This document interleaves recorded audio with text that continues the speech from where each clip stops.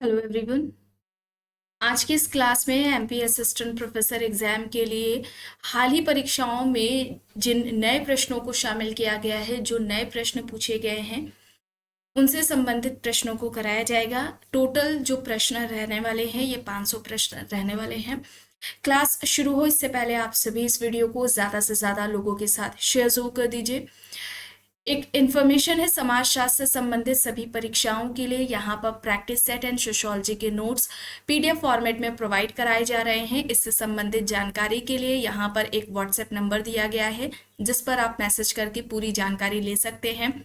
Number है 790-555-3851। इस पर आप मैसेज करके पूरी जानकारी ले सकते हैं।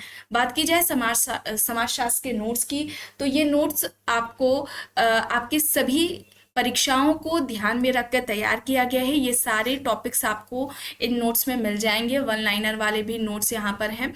सभी परीक्षाओं के लिए समान रूप से उपयोगी है। एमपी असिस्टेंट प्रोफेसर के सोशियोलॉजी के प्रैक्टिस सेट की बात की जाए तो ये प्रैक्टिस सेट आ चुका था और आ चुका है, काफ़ी समय हो गया है। एंड जितने भी बच्चे पूछ रहे थे तो ये आ चुका है, ठीक है। और इसमें प्रश्नों की बात की जाए तो 1000 प्रश्न इसमें शामिल हैं। एमपी असिस्टेंट प्रोफेसर एग्जाम के लिए जो जीएस प्रैक्टिस सेट है, इसमें टोटल 15 प्रैक्टिस सेट आपको मिल जाएंगे। राजस्थान असिस्टेंट प्रोफेसर का जीएस प्रैक्टिस भी आ चुका है, इसमें टोटल 15 आपको प्रैक्टिस सेट देखने को मिलेंगे। कोई भी जानकारी चाहते हैं तो व्हाट्सएप नंबर दिया गया है, इस पर आप मैसेज करके जानकारी ले सकते हैं। नंबर है 790-555-3851।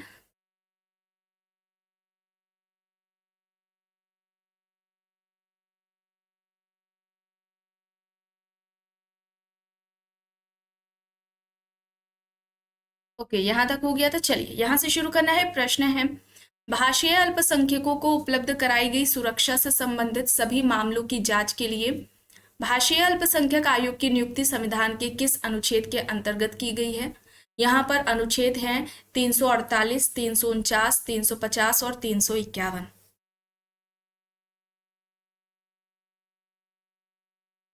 भाषाई अल्पसंख्यक को उपलब्ध कराई गई सुरक्षा से संबंधित सभी मामलों की जांच के लिए भाषीय अल्पसंख्यक आयोग की नियुक्ति संविधान के अनुच्छेद 350 के तहत की गई है। ऑप्शन सी यहाँ पर सही हो जाएगा, ठीक है। विकल्प सी यहाँ पर सही है। प्रश्न है, व्यक्तियों की परस्पर सापेक्षिक भूमिकाएं निभाने की क्षमता से उत्पन्न संबंध मूर्त जनसंख्या और इसके व्यवहार प्रतिरूप या नेटवर्क का अमूर्त रूप है। यह कथन किससे संबंधित है? यहाँ पर विकल्प में C.W. मिल्स हैं, SF नाडेल हैं, H. गर्थ है, R.K. मर्टन दिए गए हैं। यहाँ पर सही होगा SF नाडेल, ठीक है। SF नाडेल होगा। ऑप्शन बी यहाँ पर राइट आंसर हो जाएगा। नाडेल ने भूमिका जाल रोल नेटवर्क की जो बात है, भूमिका जाल की अवधारणा, ये अवधारणा भी SF नाडेल के द्वारा दी गई है। और इसके अलावा इन्होंने भूमिका के, अगर हम प्रकार की बात करें तो भूमिका के 2 प्रकार इन्होंने बताए हैं, संबंधात्मक भूमिका और गैर संबंधात्मक, ठीक है। संबंधात्मक भूमिका और गैर भूमिका की बात की है, गैर संबंधात्मक भूमिका, गैर संबंधात्मक भूमिका, ये 2 प्रकार भूमिका के SF नाडेल के द्वारा बताए गए हैं। इसे आप याद रखिएगा, परीक्षाओं में पूछा जाता है। चलिए आगे देखिए। यहाँ पर प्रश्न है, निम्न में से किसने कहा कि सामाजिक परिवर्तन अनुकूलन की स्वाभाविक प्रक्रिया का परिणाम है? यहाँ पर ऑप्शंस में है डार्विन, स्पेंसर, मार्क्स, हेगल। सामाजिक परिवर्तन अनुकूलन की स्वाभाविक प्रक्रिया का परिणाम है, यह बात किसके द्वारा कही गई है? स्पेंसर के द्वारा कही गई है। स्पेंसर ने सामाजिक उद्विकास का सिद्धांत दिया था, डार्विन ने उद्विकास का सिद्धांत दिया है, ठीक है। उद्विकास का सिद्धांत ये डार्विन के द्वारा दिया गया है। और अगर बात की जाए सामाजिक उद्विकास के सिद्धांत की, सामाजिक उद्विकास के सिद्धांत की बात की जाए तो सामाजिक उद्विकास का सिद्धांत स्पेंसर ने दिया है, ठीक है। ये याद रखिएगा, स्पेंसर डार्विन से प्रभावित थे। इन्हें सामाजिक डार्विनवादी भी कहा जाता है, ठीक है। इन्हें सामाजिक डार्विनवादी के नाम से जाना जाता है, स्पेंसर को, ये याद रखिएगा। सामाजिक संरचना की बात है सबसे पहले ये किसके द्वारा की गई है, तो स्पेंसर के द्वारा ही सामाजिक संरचना की बात की गई है। और सामाजिक संरचना की तुलना स्पेंसर ने मानवीय शरीर से की थी, ये भी याद रखिएगा। ठीक है, चलिए अब यहाँ पर देखिए समुदाय का उदाहरण है, ऑप्शंस में है ट्रेड यूनियन, वर्ण, राजनीतिक दल, जनजाति समूह। समुदाय का उदाहरण है, यहाँ पर क्या होगा, समुदाय का उदाहरण जनजातीय समूह होगा। ठीक है, यहाँ पर जनजातीय समूह होगा, विकल्प डी यहाँ पर सही हो जाएगा। समुदाय की उत्पत्ति स्वतः होती है। ठीक है, निश्चित भूभाग होता है, अनिवार्य सदस्यता होती है, आत्मनिर्भरता की भावना पाई जाती है, व्यक्तियों का समूह होता है, मूर्त स्वरूप होता है इसका। ठीक है, यहाँ पर विकल्प डी हो जाएगा सही। अब देखिए यहाँ पर प्रश्न है, यह दलील किसने दी कि भूमंडलीकरण को मात्र पश्चिमीकरण के रूप में नहीं समझा जा सकता। यह एक प्रक्रिया है जिससे सांस्कृतिक बहुलतावाद में भी वृद्धि हो सकती है। यहाँ पर विकल्प में आई वॉलस्टीन, एंथोनी गिडेंस, डब्ल्यू रिट्जर और योगेंद्र सिंह दिए गए हैं। भूमंडलीकरण को मात्र पश्चिमीकरण के रूप में नहीं समझा जा सकता, यह एक प्रक्रिया है जिससे सांस्कृतिक बहुलतावाद में भी वृद्धि हो सकती है। तो यहाँ पर सही क्या होगा, कौन सा विकल्प यहाँ पर सही होगा। अच्छा, भूमंडलीकरण यानी कि वैश्वीकरण, ग्लोबलाइजेशन, ये जो अवधारणा है ये किसके द्वारा दी गई है, या समाजशास्त्र में भूमंडलीकरण या वैश्वीकरण की अवधारणा का प्रयोग सबसे पहले किसने किया था, रॉबर्टसन ने किया था। ठीक है, किसने किया था, रॉबर्टसन ने किया था, और रॉबर्टसन को ही भूमंडलीकरण अवधारणा का जनक भी कहा जाता है। ये बात भी आपको ध्यान में रखनी है। ठीक है, ये बात भी इंपॉर्टेंट है, इसे ध्यान में रखनी है। वॉलस्टीन की बात करें तो इन्होंने विश्व व्यवस्था का सिद्धांत दिया है। वर्ल्ड सिस्टम थ्योरी किसकी है, विश्व व्यवस्था का जो सिद्धांत है ये वॉलस्टीन के द्वारा दिया गया है। आधुनिकता का परिणाम वैश्वीकरण को बताया है इन्होंने। आधुनिकता का परिणाम क्या देखने को हमें मिला है, वैश्वीकरण। आधुनिकता का परिणाम क्या है, वैश्वीकरण है, ये याद रखिएगा, वैश्वीकरण। ठीक है, आधुनिकता का परिणाम क्या है, वैश्वीकरण है, या वैश्वीकरण आधुनिकता का परिणाम इस तरीके से भी पूछा जा सकता है। और यहाँ पर सही क्या होगा, यहाँ पर विकल्प बी एंथोनी गिडेंस होगा। ठीक है, एंथोनी गिडेंस होगा, ऑप्शन बी यहाँ पर सही हो जाएगा। प्रश्न है, यह कथन किसका है कि वैचारिक अधिसंरचना अर्थव्यवस्था का मात्र प्रतिबिंब नहीं है अपितु अंशतः इसके अस्तित्व की शर्त भी है। ऑप्शंस में है Althusser, Anthony Giddens, Karl Marx, Habermas. बताइए सही क्या होगा। वैचारिक अधिसंरचना अर्थव्यवस्था का मात्र प्रतिबिंब नहीं है अपितु अंशतः इसके अस्तित्व की शर्त भी है, यह कहना अल्थ्यूजर का है। यहाँ पर ऑप्शन ए हो जाएगा। नव मार्क्सवादी विचारक है ये, नव मार्क्सवादी में इनका नाम आता है अल्थ्यूजर का, और अति निर्धारणवादी। ठीक है, अति निर्धारणवादी अल्थ्यूजर को कहा जाता है। कार्ल मार्क्स आर्थिक निर्धारणवादी में आएंगे, आर्थिक निर्धारणवादी में कार्ल मार्क्स का नाम आएगा। चलिए आगे देखते हैं। प्रश्न है, निम्न में से कौन दैनिक जीवन और संस्थाओं के सामाजिक निर्माण में समान बुद्धि ज्ञान की भूमिका का विवरण प्रस्तुत करते हैं। विकल्प में है बर्जर और लकमैन, हर्सल और शुट्स, पार्सन्स और मर्टन, डेविस एंड मूर। इनमें से कौन दैनिक जीवन और संस्थाओं के सामाजिक निर्माण में समान बुद्धि ज्ञान की भूमिका का विवरण प्रस्तुत करते हैं। सही विकल्प यहाँ पर क्या होगा, पीटर बर्जर एंड लकमैन। ठीक है, पीटर बर्जर एंड लकमैन होगा, ऑप्शन ए यहाँ पर सही हो जाएगा। प्रश्न है, वैदिक अध्ययन का उद्देश्य क्या है। देखिए ऑप्शंस में है एक इकाई का गुणात्मक विश्लेषण, एक इकाई का मात्रात्मक विश्लेषण, गुणात्मक और मात्रात्मक विश्लेषण दोनों, या फिर एक इकाई के सभी पहलुओं का गुणात्मक और विस्तृत विश्लेषण। वैदिक अध्ययन का उद्देश्य क्या है, एक इकाई के सभी पहलुओं का गुणात्मक और विस्तृत विश्लेषण होगा। विकल्प डी यहाँ पर सही हो जाएगा। अच्छा, एक प्रश्न आता है केस स्टडी से जुड़ा हुआ, वैदिक अध्ययन से जुड़ा हुआ, बर्गेस ने। ठीक है, बर्गेस से संबंधित आता है। बर्गेस ने वैदिक अध्ययन पद्धति को क्या कहा था, सूक्ष्मदर्शीय पद्धति कहा था। ठीक है, बर्गेस ने वैदिक पद्धति को, वैदिक अध्ययन पद्धति को क्या कहा था, सूक्ष्म दर्शीय पद्धति कहा था, सूक्ष्मदर्शीय पद्धति कहा था बर्गेस ने, ये याद रखिएगा। चलिए आगे देखते हैं। प्रश्न है, अभिजात वर्ग के सिद्धांत का सबसे पहले विकास किसने किया। ऑप्शंस में Pareto and Mosca, Mills and David Lane है, पैरेटो एंड मिल्स हैं, मोस्का एंड मिशेल्स हैं। तो अभिजात वर्ग के सिद्धांत का जो सबसे पहले वर्णन है किसने बात की है ये बताना है। बात यहाँ पर किसके द्वारा सबसे पहले की गई है, पैरेटो एंड मोस्का के द्वारा की गई है। ठीक है, पैरेटो ने अभिजात वर्ग का परिभ्रमण का जो सिद्धांत है ये सामाजिक परिवर्तन से संबंधित है, किस पुस्तक में दिया है, माइंड एंड सोसाइटी। बुक का नाम क्या है, माइंड एंड सोसाइटी नाम है, याद रखिएगा माइंड एंड सोसाइटी है। 1935 में ये बुक आती है पैरेटो की माइंड एंड सोसाइटी। इस बुक में सामाजिक परिवर्तन से संबंधित अभिजात वर्ग का परिभ्रमण का सिद्धांत इन्होंने दिया है। ठीक है, और समाजशास्त्र की बात की जाए, अगर हम बात करें समाजशास्त्र में अभिजात की बात, ठीक है, एलिट की बात की जाए तो सबसे पहले किसने की है, पैरेटो ने ही की है, ये भी याद रखिएगा। ठीक है, अभिजन या अभिजात की बात समाजशास्त्र में सबसे पहले किसने की है, पैरेटो ने की है। पैरेटो ने समाजशास्त्र में सबसे पहले बात की है।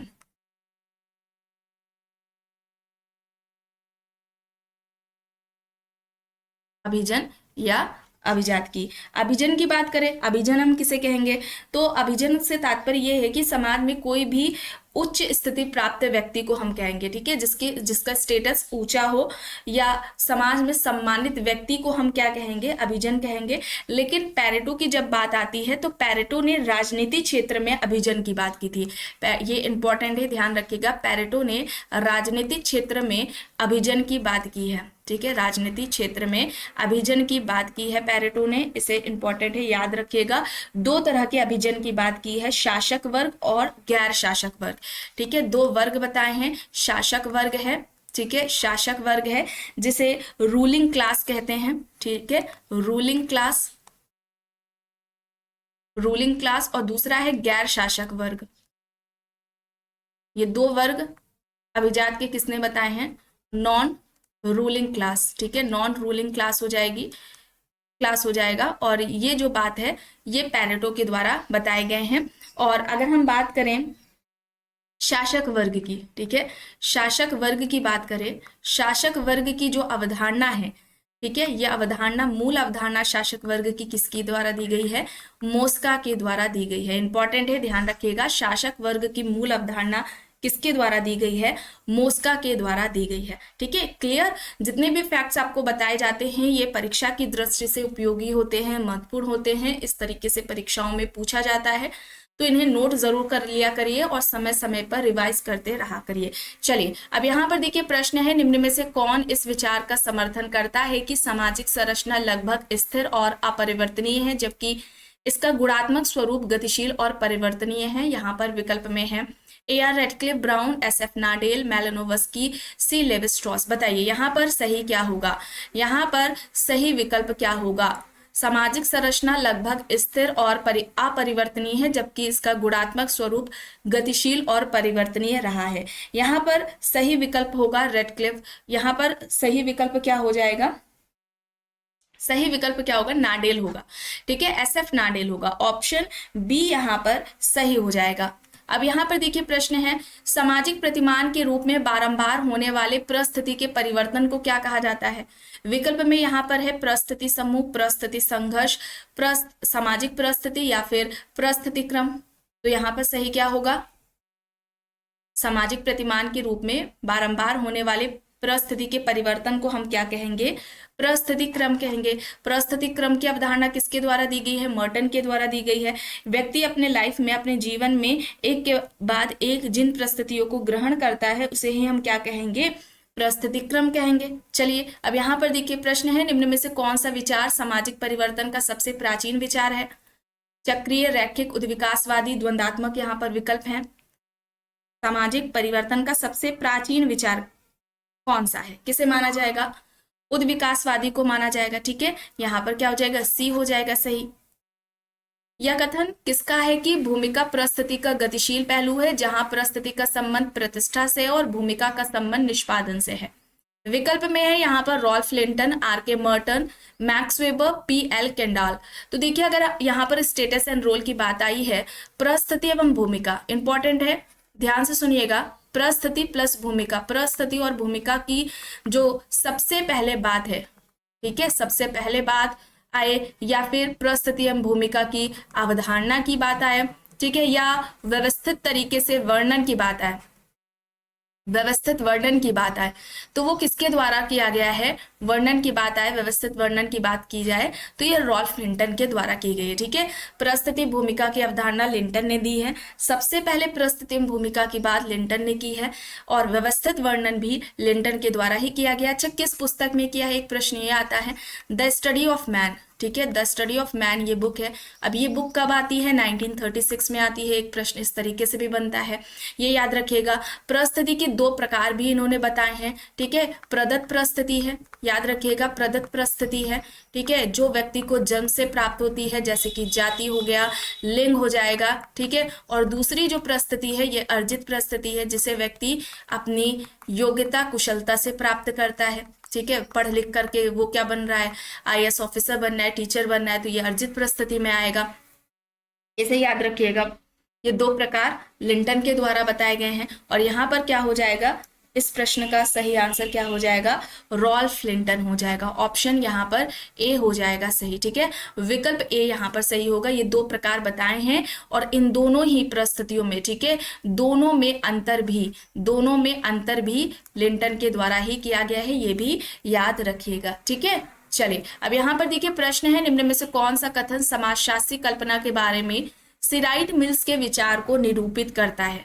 देखिए ऑप्शंस है यहाँ पर, सामाजिक जगत को सामाजिक तथ्य के रूप में देखना, शास्त्रीय सिद्धांतवादियों के बीच मतभेदों को समझना, निजी समस्याओं और सामाजिक मुद्दों को एक साथ लाना, व्यक्ति आधारित स्पष्टीकरण से बचाना।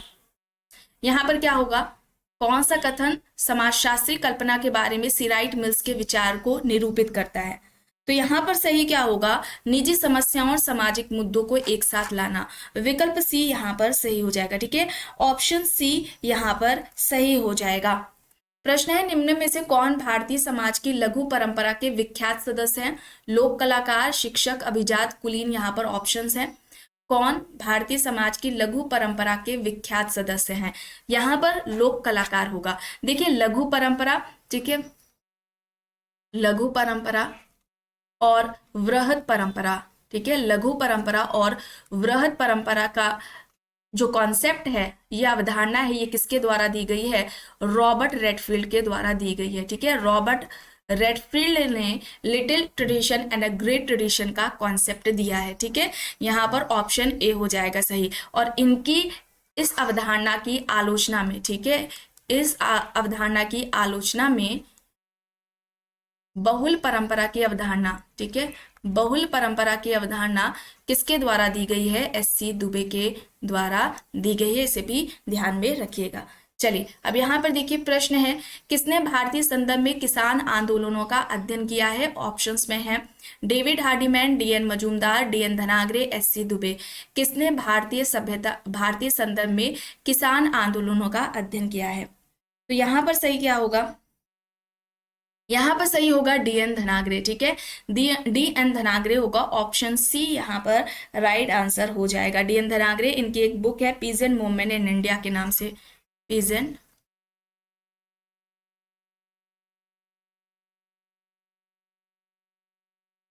इंडिया के नाम से इनकी पुस्तक है, पीजेंट मूवमेंट इन इंडिया के नाम से इनकी पुस्तक है डीएन धनागरे की। चलिए आगे देखिए, यहाँ पर प्रश्न है, कथन और तर्क है। कथन है, ग्रामीण भारत में महिलाएं लोकतांत्रिक संस्थाओं में भागीदारी करके सशक्त अनुभव कर रही हैं। तर्क है, संवैधानिक संशोधनों ने ग्राम जीवन की लोकतांत्रिक संस्थाओं में महिलाओं की भागीदारी सुनिश्चित की है। तो यहाँ पर क्या होगा, यहाँ पर कथन और जो तर्क है ये दोनों ही सही है, और तर्क यहाँ पर कथन की सही व्याख्या है। विकल्प ए यहाँ पर सही होगा। प्रश्न है, देशों को जोड़कर वैश्वीकरण का परिणाम हुआ है। उत्पादकों में कम प्रतिस्पर्धा, ठीक है, कम प्रतिस्पर्धा, उत्पादकों के बीच अधिक प्रतिस्पर्धा, देशों को दूसरे पर निर्भर बनाना, या फिर उत्पादकों के बीच कोई प्रतिस्पर्धा नहीं। तो देशों को जोड़कर वैश्वीकरण का परिणाम हमें क्या देखने को मिला है, उत्पादकों के बीच अधिक प्रतिस्पर्धा देखने को मिला है। विकल्प बी यहाँ पर सही होगा। प्रश्न है, निम्न में से कौन सा सही है। समाज सामाजिक संबंधों का जाल है, एक समाज व्यक्तियों का समूह है। समाज अमूर्त है जबकि एक समाज मूर्त है। समाज का विस्तृत क्षेत्र है, जबकि एक समाज का निश्चित क्षेत्र होता है, या फिर उपर्युक्त यहाँ पर सभी सही होगा। सही बताना है। तो समाज सामाजिक संबंधों का जाल है, ये किसका कहना था? मैकएवर का कहना था। ठीक है, मैकएवर के द्वारा ये बात कही गई है। और एक समाज व्यक्तियों का समूह है। समाज अमूर्त है और एक समाज क्या है? मूर्त है। चूंकि एक समाज व्यक्तियों का समूह बताया गया है तो मूर्त है, से हम देख सकते हैं। समाज को सामाजिक संबंधों का जाल कहा गया है, संबंधों को हम देख नहीं सकते, इसलिए अमूर्त हो जाएंगे। समाज का विस्तृत क्षेत्र होता है, लेकिन एक समाज का क्या होता है? निश्चित क्षेत्र होता है। यहाँ पर ये सभी सही हो जाएंगे। विकल्प डी यहाँ पर सही हो जाएगा। प्रश्न है, किसने सांस्कृतिक तत्व को संस्कृति के गठन की सरलतम व्यवहारिक इकाइयां माना है? ऑप्शंस में हॉबेल है, एससी दुबे है, क्रोबर है और जॉनसन है। सांस्कृतिक तत्व को संस्कृति के गठन की सरलतम व्यवहारिक इकाई किसने माना? तो यहाँ पर अगर हम बात करें सही आंसर की, सही विकल्प की, तो यहाँ पर एससी दुबे हो जाएगा। ठीक है, एससी दुबे होगा, विकल्प बी होगा। और सांस्कृतिक तत्व को संस्कृति की, ठीक है, संस्कृति की सबसे छोटी इकाई कहा जाता है। सांस्कृतिक तत्व को संस्कृति की छोटी इकाई कहा जाता है, ये याद रखिएगा। ठीक है, दुबे की बात की जाए तो दुबे ने बहुल परंपरा की अवधारणा दी थी। ठीक है, बहुल परंपरा की अवधारणा दी थी। इसके अलावा प्रभु व्यक्ति की अवधारणा भी दुबे के द्वारा दी गई है। ठीक है, शामीर पेट पर इनका अध्ययन रहा है, शामीर पेट और सोनपुर पर। ठीक है, शामीर पेट और सोनपुर पर दुबे ने अध्ययन किया है। बहुल परंपरा की बात करें तो इन्होंने 6 तरह की परंपराएं बताई हैं। ठीक है, 6 तरह की परंपराएं बताई हैं। पहला हो जाएगा राष्ट्रीय परंपरा। ठीक है, पहला हो जाएगा राष्ट्रीय परंपरा, हो जाएगा प्रादेशिक परंपरा, हो जाएगा प्रादेशिक परंपरा। ठीक है, राष्ट्रीय परंपरा है, प्रादेशिक परंपरा है। तीसरा हो जाएगा स्थानीय परंपरा। ठीक है, क्या हो जाएगा? स्थानीय परंपरा हो जाएगा, स्थानीय परंपरा हो गया। चौथा हो जाएगा स्थानीय उप सांस्कृतिक परंपरा, स्थानीय उप सांस्कृतिक परंपरा हो जाएगा, स्थानीय उप सांस्कृतिक परंपरा यहाँ पर हो जाएगा। फिर इसके अलावा बात आएगी यहाँ पर शास्त्रीय परंपरा की, शास्त्रीय परंपरा हो जाएगा। और फिर आखिरी में आता है पश्चिमी परंपरा। ठीक है, पश्चिमी परंपरा। अब ये 6 के 6 पूरे नाम आपको याद होने चाहिए। पूछा जाता है किस तरीके, डायरेक्टली पूछ लिया जाता है बहुल परंपरा का कॉन्सेप्ट किसके द्वारा दिया गया है, या इनमें से किन परंपराओं की बात दुबे द्वारा की गई है, किन परंपराओं की बात नहीं की गई है। तो यहाँ पर बहुल परंपरा का ये जो कॉन्सेप्ट है ये दुबे का हो जाएगा। चलिए आगे देखिए, यहाँ पर प्रश्न है, किसके अनुसार बहुदेववाद से एक देववाद की ओर धर्म का उद्विकास हुआ है? विकल्प में यहाँ पर मैक्स मूलर है, मैक्स वेबर है, टाइलर है और दुर्खेम है। बहुदेववाद से एक देववाद की ओर धर्म का उद्विकास हुआ है, ये बात किसके द्वारा कही गई है? मैक्स मूलर ने धर्म की उत्पत्ति का प्रकृतिवाद का सिद्धांत दिया था, ये याद रखिएगा। मैक्स मूलर ने धर्म की उत्पत्ति का प्रकृतिवाद सिद्धांत दिया था। टाइलर ने धर्म की उत्पत्ति का आत्मावाद का सिद्धांत दिया हुआ है। ठीक है, जीव आत्मावाद का सिद्धांत इस तरीके से आता है। तो आत्मावाद का सिद्धांत टाइलर का हो जाएगा, यहाँ पर टाइलर है। और दुर्खीम ने इन सभी सिद्धांतों की आलोचना करते हुए, इन सभी सिद्धांतों का खंडन करते हुए दुर्खीम ने धर्म की उत्पत्ति का सामाजिक सिद्धांत दिया था। ठीक है, सामाजिक धर्म की उत्पत्ति का सामाजिक सिद्धांत दिया था, जिसमें धर्म का जो प्रारंभिक स्वरूप बताया था वो इन्होंने टोटेम को बताया था, या टोटेमवाद को बताया था। ठीक है, ये याद रखिएगा। चलिए अब यहाँ पर देखिए, प्रश्न है, किसके अनुसार वैयक्तिक विचलन सामाजिक समस्याओं का मुख्य कारण है? Cohen, Kroeber, Horton and Leslie, Merton यहाँ पर विकल्प हैं। वैयक्तिक विचलन सामाजिक समस्याओं का प्रमुख कारण है, ये बात किसके द्वारा कही गई है? तो यहाँ पर सही हो जाएगा हॉटन एंड लेस्ली, यहाँ पर ऑप्शन सी हो जाएगा। ठीक है, विकल्प सी यहाँ पर सही है। प्रश्न है, अपराध के सामाजिक अलगाव सिद्धांत का प्रतिपादन किया गया है? ऑप्शंस में है कोहेन, ग्वेरी, जेफरी, सदरलैंड। अपराध के सामाजिक अलगाव का सिद्धांत किसके द्वारा दिया गया है? किसके द्वारा दिया गया है अपराध के सामाजिक अलगाव का सिद्धांत? तो यहाँ पर सही होगा जेफरी। ठीक है, जेफरी होगा, ऑप्शन सी यहाँ पर सही हो जाएगा। कोहेन की बात करें तो कोहेन ने अपराध से संबंधित उप संस्कृति का सिद्धांत दिया था। ठीक है, याद रखिएगा, अपराध से संबंधित उप संस्कृति। ठीक है, अपराध से संबंधित उप संस्कृति का जो सिद्धांत है ये किसका है? कोहेन के द्वारा दिया गया है। यहाँ पर जेफरी होगा। सदरलैंड ने क्या कहा था? अपराध सीखा हुआ व्यवहार है। ठीक है, अपराध सीखा हुआ व्यवहार है, ये कहना सदरलैंड का था। और इसके अलावा इन्होंने सफेद पोश अपराध की बात की है। यहाँ पर ये कॉन्सेप्ट किसका हो जाएगा, सफेद पोश अपराध के की जो अवधारणा है, ये व्हाइट कॉलर क्राइम का कॉन्सेप्ट सदरलैंड का हो जाएगा। अपराध सीखा हुआ व्यवहार है, सदरलैंड ने कहा है। यहाँ पर जेफरी होगा, विकल्प सी होगा। और अपराध से संबंधित उप संस्कृति का जो सिद्धांत है, ठीक है, उप संस्कृति का सिद्धांत है, ये कोहेन ने दिया है। चलिए अब यहाँ पर देखिए प्रश्न है, किसके मतानुसार संस्कृति एक सामाजिक विरासत है और इसका विकास एवं संरक्षण समस्त समाज के द्वारा होता है। ऑप्शंस में है रॉबर्ट बीयरस्टेट, मेटा स्पेंसर, टाइलर हॉबेल। तो यहाँ पर क्या होगा, संस्कृति एक सामाजिक विरासत है, इसका विकास एवं संरक्षण समस्त समाज के द्वारा होता है। ये बात किसके द्वारा कही गई है, रॉबर्ट बीयरस्टेट के द्वारा। रॉबर्ट बीयरस्टेट की जो बुक है द सोशल ऑर्डर के नाम से है, ये इंपॉर्टेंट है। द सोशल ऑर्डर कब आती है, 1970 1970 में आती है। द सोशल ऑर्डर इंपॉर्टेंट है, ध्यान में रखिएगा, एग्जाम्स में पूछी जाती है।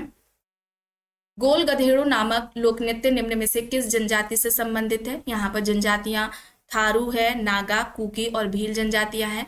तो गोल गधेड़ो लोक नृत्य ये भील जनजाति से संबंधित है। विकल्प डी यहाँ पर सही हो जाएगा। प्रश्न है, किसने कहा है कि विज्ञान विज्ञान ही है, चाहे वह भौतिक शास्त्र में हो या फिर समाजशास्त्र में। ऑप्शंस में Karl Pearson, PH Landis, George Lundberg, PV Young यहाँ पर दिए गए हैं। विज्ञान विज्ञान ही है, चाहे वह भौतिक शास्त्र में हो या फिर समाजशास्त्र में। तो यहाँ पर होगा, ये कहना किसका है, पीएच लैंडिस का कहना है। विकल्प बी यहाँ पर सही हो जाएगा। परंपरागत जजमानी व्यवस्था में कमीन शब्द का प्रयोग किसके लिए किया जाता है, उच्च जाति, प्रभावी जाति, सेवादार जाति और मध्यम जाति। यहाँ पर ऑप्शंस हैं।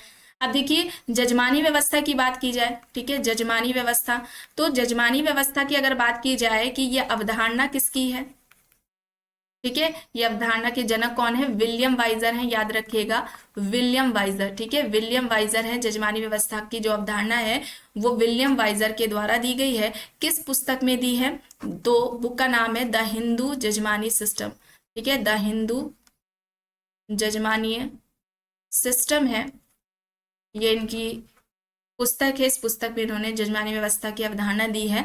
और करीमपुर पर, ठीक है, करीमपुर गांव पर अध्ययन है इनका, और ये गांव उत्तर प्रदेश का है।